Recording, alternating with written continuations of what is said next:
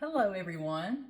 My name's Gail Ruffin, and I am from Sevierville, Tennessee. And I am so excited to share with you the way that I make deviled eggs. And, I'm sure everybody probably has their own favorite recipe for deviled eggs. It's something, that's kind of handed down from moms or grandmas. I have my own way of doing it, but, I thought, I don't really have that written down. So I searched last night, got on the internet, and I found a recipe for us to kind of go by. It's very similar to the way I do it, except it has one secret ingredient that I'm going to be sharing with you, and it's called $1,000,000 deviled eggs. But anyway, let's start at the beginning. When you're making deviled eggs, you have to get those hard-boiled eggs, right? And it's always up for debate the best way to do that so that you can get them to peel nice and easy. I have tried lots of different ways. My mother always put the eggs in a pan on the stove in lots of water, brought it to a boil, turned it off and put the lid on, let it sit for 15 minutes, and then put them in cold water. And they peel very nicely that way, usually. But of course, we have some tools in our Pampered Chef arsenal that we can use to help us do our eggs a different way. And so this time, I have really started, last few times I've made eggs, using our multi-cooker. And the great thing about it is you put them in and they cook. You bring them up to pressure. They do the time that you set, and then you put them in the cold water and they're good to go. It doesn't take very long at all. So my way that I like to do my eggs, I don't really follow the guidelines in our book that comes with the multi-cooker, but I do use the egg setting, and I put it on 9 minutes. And as soon as that is done, I turn it off. I release the pressure. I don't leave it in there any longer because I don't want my eggs to be overcooked. And then, of course, I get them out. I put them in a bowl of ice water, and they peel perfectly. And so anyway, but I did want to show you that. In the cooker, of course, you can use the little stand inside to put your eggs on, or you can I sometimes use my little small colander from our mesh colander set. It works great too, and you don't have to worry about the eggs falling off the little stand. But anyway, that's how I cook the eggs for this demo. And I have them right here. I peeled them yesterday when I cooked them so they would be ready to go. And I've actually already cut one. I have it laying on my board here, but we're gonna talk about a couple of ways to make our eggs look really fancy for the Easter holiday. Let me adjust my camera just a little bit. I'm going to push it down here so you can see. You can see I already have one egg cut, and I'm going to do several more like that with my crinkle cutter. This is the fastest, easiest way I know of to cut your eggs, and it's very, very simple. You just lay them out. You're going to take your crinkle cutter and kind of set it down on your board, and then just roll it forward, and look at that. There it is, cut perfectly. And it gives you a little bit, let me show you this one. It shows you a little bit of a crinkle design. And I actually made these with a group of senior citizens last week, and they were so impressed, and they were like, how did you get that little design? And I said, it's just this little tool that we have called the crinkle cutter. And it's great also for cutting lots of veggies and fruits if you want to make them look fancy, okay? So there we go. We're going to get all these cut. I'm going to leave one, though. We're going to do it a little bit different because I know everybody has their eye on our new decorative food cutter. So I'm going to do one egg like that because I kind of prefer mine eggs laying down like this. But if you like to go a little bit fancier than that and use the food cutter, this is the way you would do that. We're just going to put our egg down in the hole.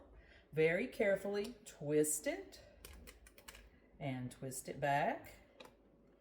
And then, let's see if we can pull it out. Let's use the food pusher from the bottom. Our egg comes out, and let's check that out. Look at that, okay? So I like this. It's very cute, but also I know that you do have to trim just a tad bit of your egg off the bottom to make it sit up straight.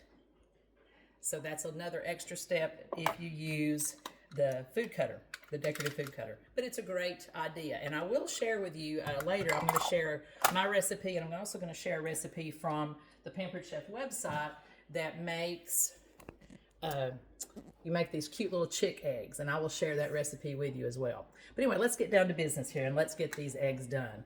All right, so we're going to use Another favorite product of mine, which is our electric twist and chop.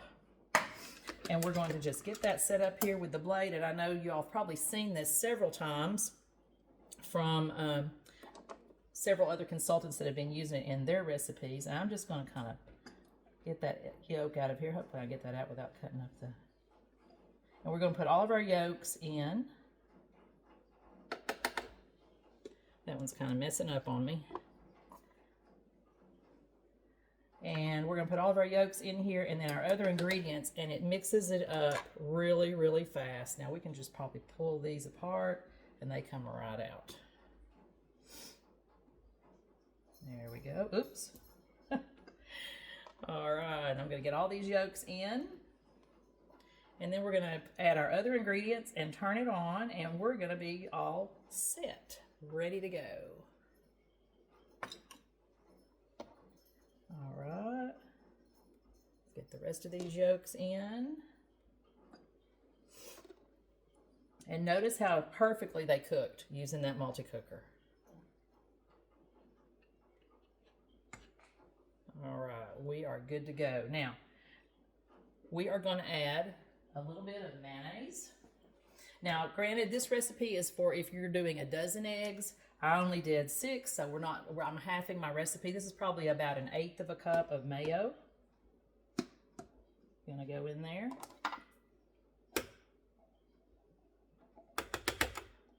And of course you can adjust this, and like I said, I typically don't follow a recipe. I just add things.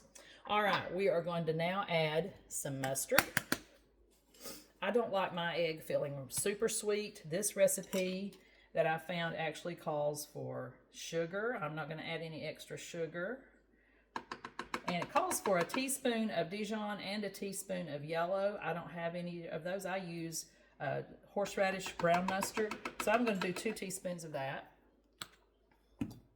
And then we're going to do a teaspoon, of sweet pickle juice. Right, if you've got sweet relish or sweet pickles, it doesn't matter. We're going to do 1 teaspoon of that. And I think that will get the sweetness that I like. And our secret ingredient, though, is the recipe calls for a tablespoon of butter. I'm putting a 1/2 tablespoon right in. And I don't think it's going to change the taste any, but it might make things a lot creamier. All right, so let's get our lid on, the blue lights are on, and let's pulse.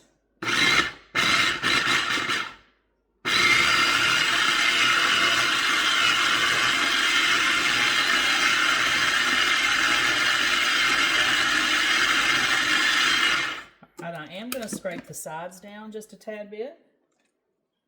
Get that all down in there.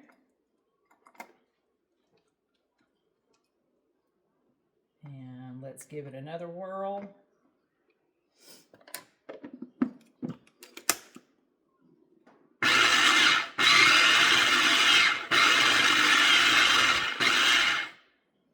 And that's looking pretty good, pretty smooth.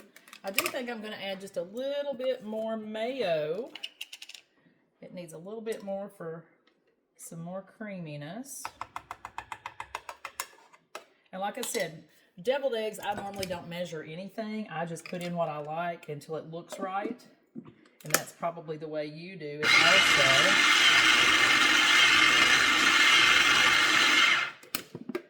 There we go. And I think that's just about perfect. Let's give it one more stir just to get those little edges in.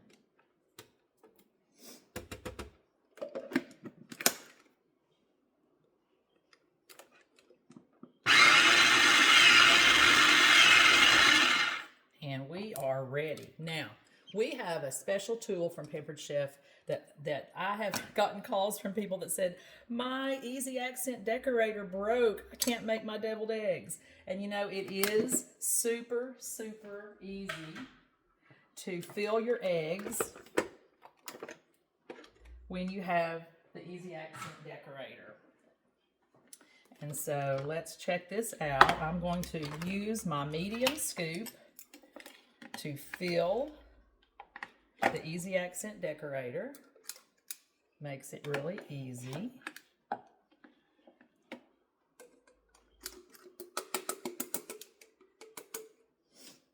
And like I said, I don't have as much egg filling as I'm used to using when I put this in, but you'll get the idea. Because I normally make a dozen of these at a time. All right, let's see if we can get all of this out.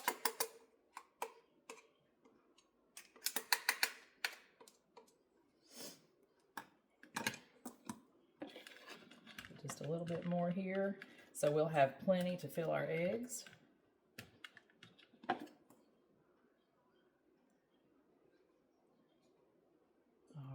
Then we're just going to add some of this stuff so you can see what I'm doing. We're going to put the top part in. We pull this back, and then we're just going to screw that into the top until the little arrows meet up. And then we're going to gently push.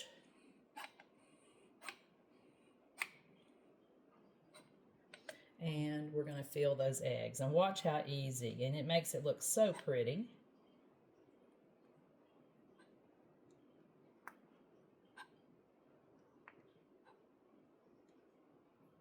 And look how fast. Now, of course, your Easy Accent Decorator has a lot of other uses.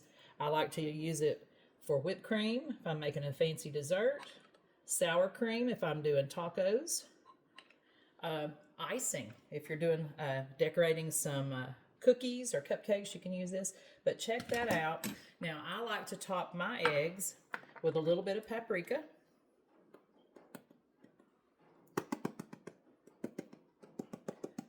And I also like to use our wonderful dill mix, all-purpose dill mix.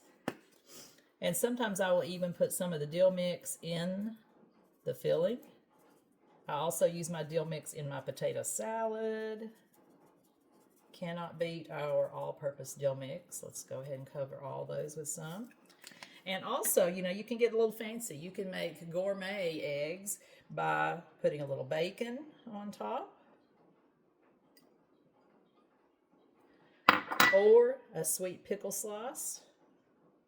Let's put this one over here. But use your imagination with your eggs. I also think that probably our everything bagel seasoning would go really well on top of our eggs. Now I got one last thing to show you very quickly.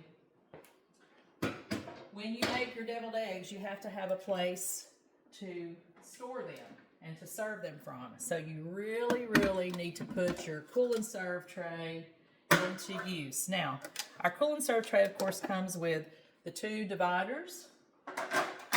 And of course, your freezer components can flip over, and you have one side for your eggs.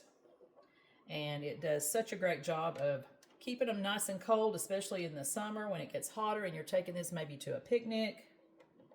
But you can use your cool and serve tray for that.